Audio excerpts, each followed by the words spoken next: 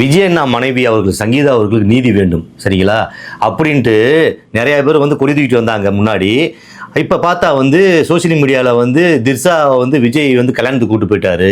நான் கேட்குறேன், எவ்வளவோ விஷயம் இருக்குது நம்ம நிறையா சொந்தக்காரங்களுக்கு, நமக்கு, நம்ம கூட பிறந்தவங்களுக்கு. ஏன்னா நிறைய பேர்த்துக்கு வேலை வாய்ப்பு இல்லைங்க சரிங்களா, தரமான மருத்துவம் கிடையாது, ஒரு கல்வி கிடையாது. இவ்வளோ விஷயத்தை விட்டுப்புட்டு திர்ஷா வந்து விஜயை கூட்டு போகிறது வந்து அது ஒரு விஷயமா? இதை போட்டுக்கிட்டு சோசியல் மீடியா திறந்தாவே இதான் எல்லாருமே விஜய் திர்ஷா கூட்டு போயிட்டார், விஜய் திர்ஷா கூட்டு போயிட்டாரு. அதே மாதிரி நிறைய பேர் இப்போ முட்டு கொடுத்துட்டாங்க. ஐயோ அண்ணா, நான் உங்களை ரொம்ப நம்பியிருந்தேண்ணா, இப்போ வந்து நீங்கள் இப்படி பண்ணிட்டீங்களேண்ணா. என்ன அவர் என்ன பண்ணாரு? ஏன் ஒரு ஃப்ரெண்டு கூட போகக்கூடாதா? இதில் சன் நியூஸ் தான் ஃபஸ்ட் எடுத்தனுமே, சன் நியூஸ் தான் இந்த நியூஸை பரப்புனதே.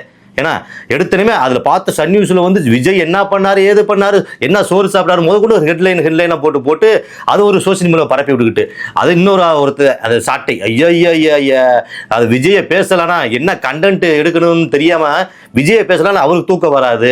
ஏன்னா இதை நான் பேச மாட்டேன்னு சொல்லிட்டு விஜயை பற்றி தாங்க இன்ன வரைக்கும் பேசிகிட்டு இருக்காரு.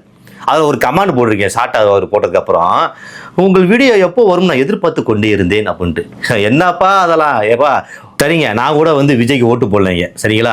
அப்போ ஸ்ரீராமர் மாதிரி ஒரு தலைவரை வந்து கூப்பிட்டு வாங்க, நீங்கள் காமிங்க, அவங்களுக்கு ஓட்டு போடலாம் சரிங்களா. இதெல்லாம் வந்து ஒரு விஷயமா? இதை பற்றி பேசிக்கிட்டு போய் பொழப்பா பார்க்கலாம். நாட்டில் வந்து நிறைய பிரச்சனைகள் இருக்குது, அதை பாருங்கள். ஏன்னா அவர் வந்து அப்படி நினச்சிருந்தானா அப்படி கூப்பிட்டு வந்திருக்க மாட்டார். அவருக்கு அந்த நினப்பும் இல்லை. முதல்ல வந்து அரசியல் தனிப்பட்ட விஷயங்கள் தனி, அதை தனித்தனி பிரித்து பார்க்க பாருங்கள்.